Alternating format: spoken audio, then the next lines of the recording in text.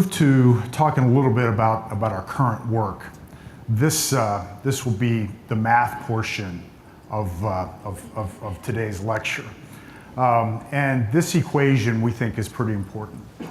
I mentioned we're the only open access institution in our region, and our initiatives will come and go, but that principle will always remain true. And it's something we continue to be focused on and continue to help folks understand what access means. And for us, a big piece of that is making sure that students understand what their options are and helping them get on the right path as quickly as possible. The quality, certainly you saw that in the testimonials from our graduates. That's happening thousands of times a year. Every day, our faculty, our staff are rolling their sleeves up and helping students get from point A to point B, even if they're not quite sure where point B is. And then affordability is becoming clearly a bigger and bigger issue for a lot of students and families. And I want to talk a little bit about that. But this equation really brings to light, I think, Columbus State's value proposition to students, families, and to our community. Okay, the math gets a little more complex. Many years ago, almost 30, I earned an engineering degree from the University of Dayton, so I'm a proud UD alum. A couple of weeks ago, I was at a block party, and a friend of mine, whose daughter is a senior at Dayton, had a UD cap on. And I said, "Scott, I'll give you $1 for that hat." And he said, "It cost me 100 grand. So I didn't get into a bidding war. And then a few weeks ago, the Dispatch ran a front page article on student debt. And in that article, a parent, a mother, I think, was quoted as saying, it's like driving a new Prius to Oxford every year, Oxford, Ohio, and coming home on the bus. And we know that this is what's happening with families, certainly throughout America. But in Central Ohio, we really do feel like we have some options, and I want to talk a little bit about that. So this is the trajectory of the cost of tuition at state universities in our state for the 10 years from 2003 to 2012, adjusted for inflation. Here's the curve at Columbus State. So that same period of time, over the 10 years from 2003 to 2012, the cost of attendance at Columbus State, when adjusted for inflation, has actually decreased by 3.1%. Now let's look at what happened between 2008 and 2012. Remember what was happening at that time. It wasn't that long ago. The depths of the deepest recession that most of us, all of us, probably really understand. From 2008 to 2012, the cost of attendance at Columbus State actually decreased by 7.8%. For 6.5 years, Columbus State didn't raise tuition. We're probably the only public college or university in America that can make that claim. I've been to national conferences. I've asked that question openly. No one else has raised their hand when I ask, has anybody raised or kept tuition flat for 6.5 years? And during this same period, our Board of Trustees put $12 million of college money into a scholarship fund to help adults transition during a period of high unemployment, through our Think Again scholarship program. Community colleges are built for tough times, and during the toughest of times, Columbus State answered the call. Columbus State really stood up and was counted at a time when students, families, and the community needed the college. Now, this isn't sustainable, but the fact is it's created a foundation of access, of quality, and of affordability that really permeates all of the work that we do. A little bit more on student debt. You can read the numbers. Most of our students, over 60% of our students, don't take on any debt at all. Those who do, it's under $4,000 a year. So, or it's under $4,000. So knowing this and really trying to understand what's going on with regard to higher education in our region, where are students struggling and what are our assets, really started a regional conversation that I think you'd be pleased with. So this graphic says that 25% of college students in America are what we would consider traditional students. They are going to school full-time, live residentially at the college, have most of their expenses paid by their families. 25%. So when we think about a traditional college student, it's a minority. The rest of the students, the other 75%, are at colleges like Columbus State. So as I started working with other college presidents, we were all looking at the same data. We recognized the fact that Columbus is one of the largest college towns in America on a per capita basis. I think second behind only Boston. But that's an enrollment number. That's not necessarily a completion number. So we started to talk about how we could work more closely together to really combine the assets, integrate the assets that we're blessed with in our community to really drive this number forward. At the same time, we were having really deep conversations with superintendents, our K-12 partners. And again, confronting the same data in terms of students not quite ready to do college level work when they get to college. Colleges not necessarily communicating with students and families how best to navigate the system, what is the process of going to college these days. And really started to assess an opportunity and a recognition that in this region, we could do something about it, that this was something that our region was sophisticated with regard to its understanding of education. And if we work together, we could move this needle a lot more and a lot faster than any of us could individually. So it started conversations around what ultimately became the Central Ohio Compact. And in 2011 and 2012, we had 3 summits in this room with about this attendance. Now the room didn't look like this, of superintendents, college presidents, our faculty and staff, really trying to work through how we might be able to do something special in our region to help students and families meet their goals of earning a college education, doing it affordably, and doing it predictably. So we laid out a series of principles that I'll talk about, and then landed on a defining goal that really cut through all of the policy work we were trying to do and created a rallying point, if you will, because at the end of the day, what our students are trying to do is become independent, right? They want to earn a degree so that they can get in a high growth career and become independent. So the idea of tying our work to workforce needs was something that was compelling.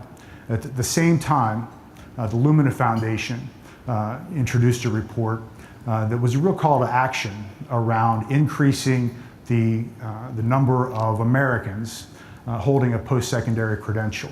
So as a compact, we adopted Lumina's big goal that by the year 2025, 60% of our citizens would hold a post-secondary credential.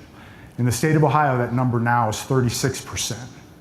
In our region, it's 44%. There's not a region in America currently that's at 60%, and only 4 that are at 50. The Bay Area, San Francisco, Minneapolis, St. Paul, Washington, D.C., and Boston. So the 60% goal really became the defining organizing principle for the Central Ohio Compact. And I want to go through just some of the principles of the compact, but what I think is important for you to know is that the interaction between and among institutions, both K-12 and higher ed, that's happening here doesn't happen everywhere. I've been in enough different places to appreciate the level of collaboration here. And if you knew the phone conversations, the emails, the texts that presidents and superintendents and our staffs were exchanging, you'd feel good about it. You'd feel good about what was going on. We're doing what we're supposed to be doing. And I think that's really starting to come to fruition as students and families see that. In fact, I know I saw David Decker, president of Franklin, and Peter Symbolic, president of Ohio Dominican. Are there any other college presidents here? David and Peter, could you stand up quickly and get a nice round of applause here? Thank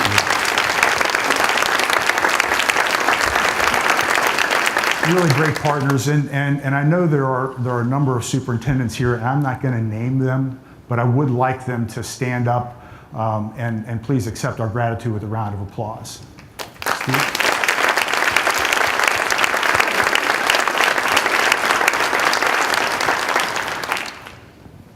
These are folks that are rolling their sleeves up, doing what's right by students, families, and the community, and I appreciate their partnership. So the principles of the compact, the priorities, I should say, are pretty easily summarized here. One, we're really focused on remediation, either eliminating it or accelerating it. One of the things that was kind of a rallying point is a recognition that time is the enemy for a lot of our students, and the more rework that's in the process, the more likely it is that we're going to lose them in the pipeline. Transitions really matter. So even as individual institutions are focused on success within their colleges or schools, we lose a lot of students at the transition point. So that's something we're really paying attention to. Completion matters.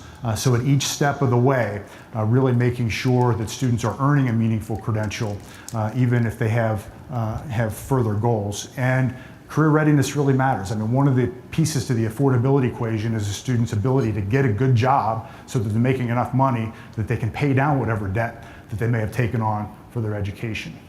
And then the principles that we're focused on, again, are acceleration, integration, really going beyond collaboration to deeper integration, and a real bias towards new ideas and action. We're being thoughtful about it, but we're not overthinking it. And it's really put us on a trajectory, I think, of innovation that's starting to take hold throughout the community. And I want to go through a few examples of that work.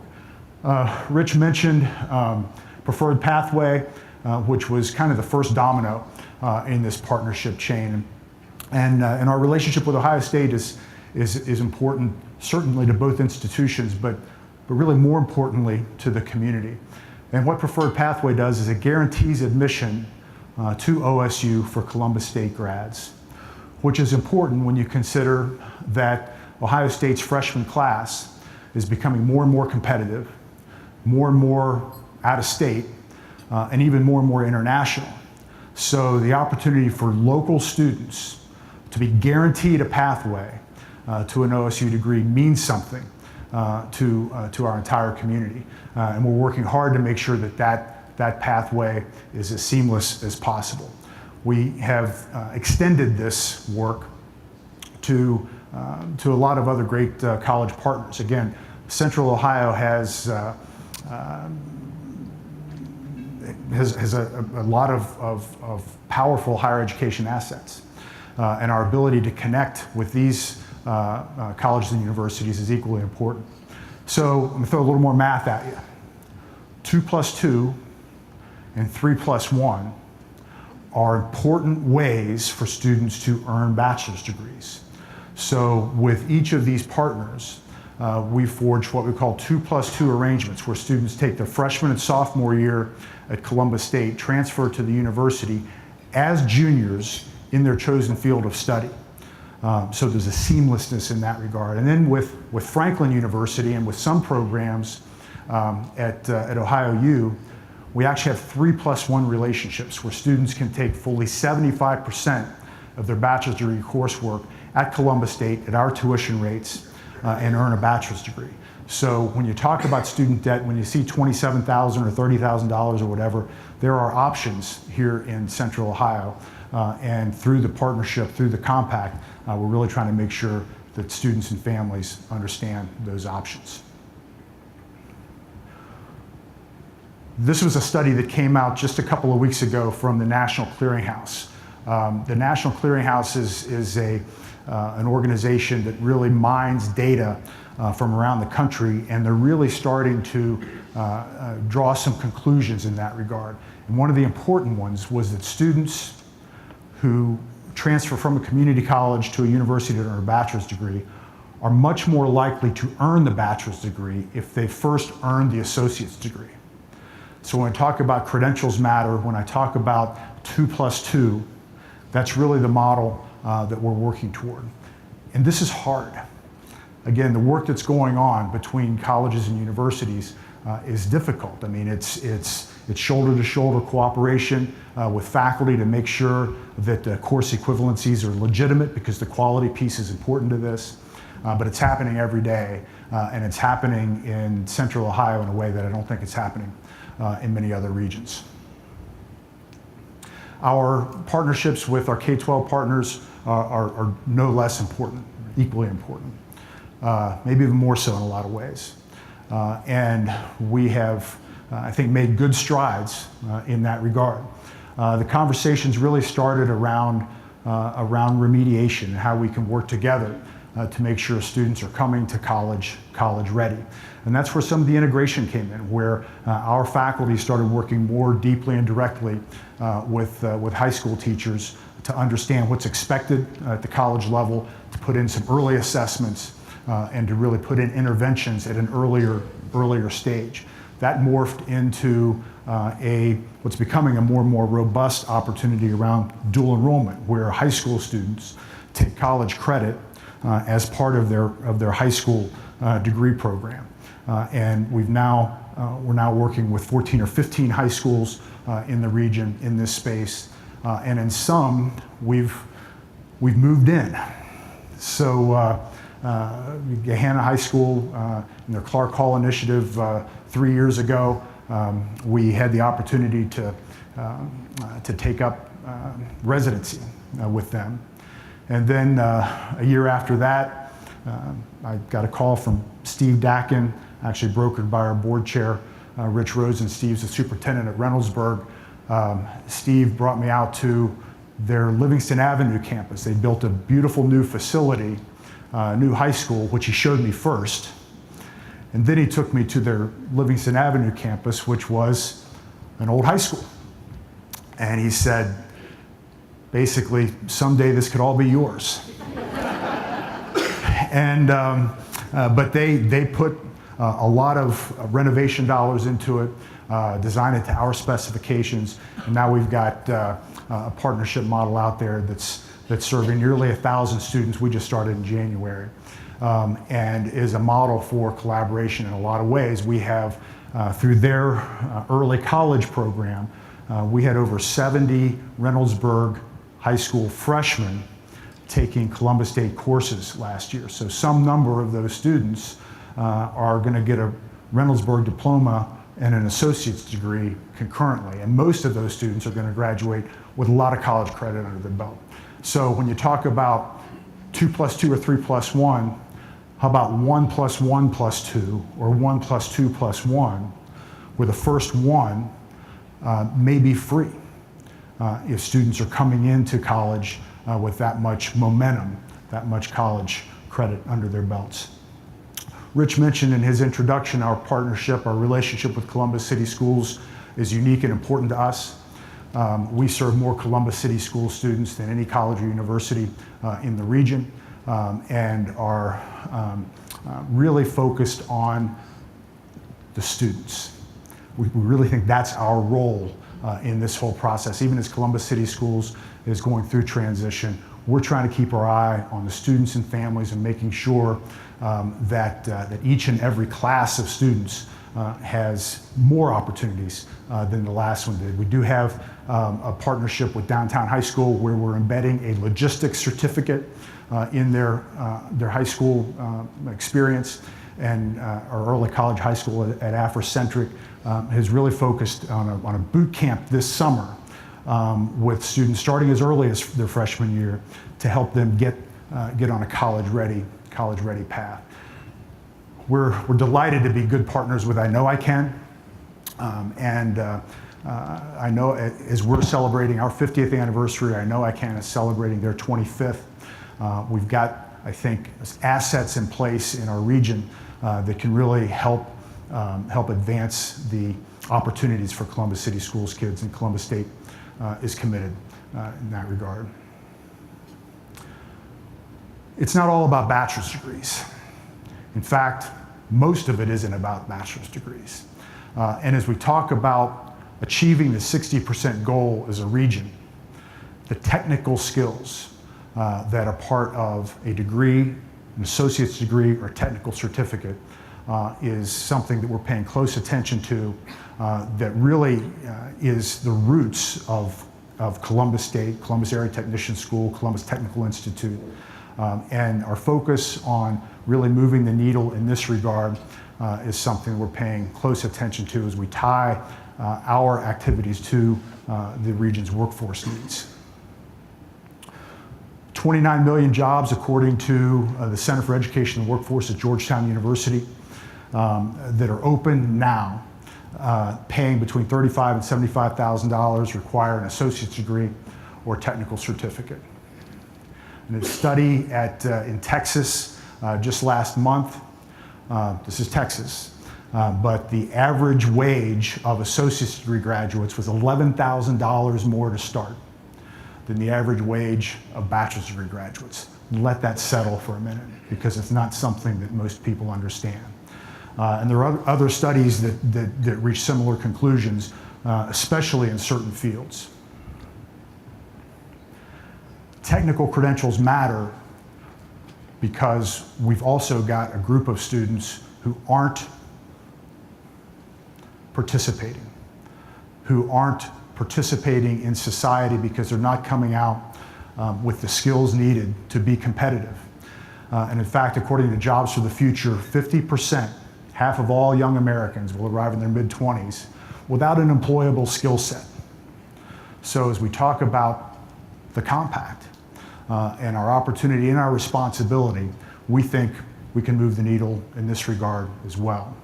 So one of the initiatives that we're just getting involved in is a national program called Pathways to Prosperity, which seeks to develop these grade 9 to 14 career pathways that help students get on that path to employability, that help them earn a college certificate or credential, and ultimately get on a path to a bachelor's degree if that's what they want to do.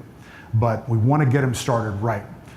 So there's a deep level of collaboration that's just getting started with our high schools and employers to really address this issue.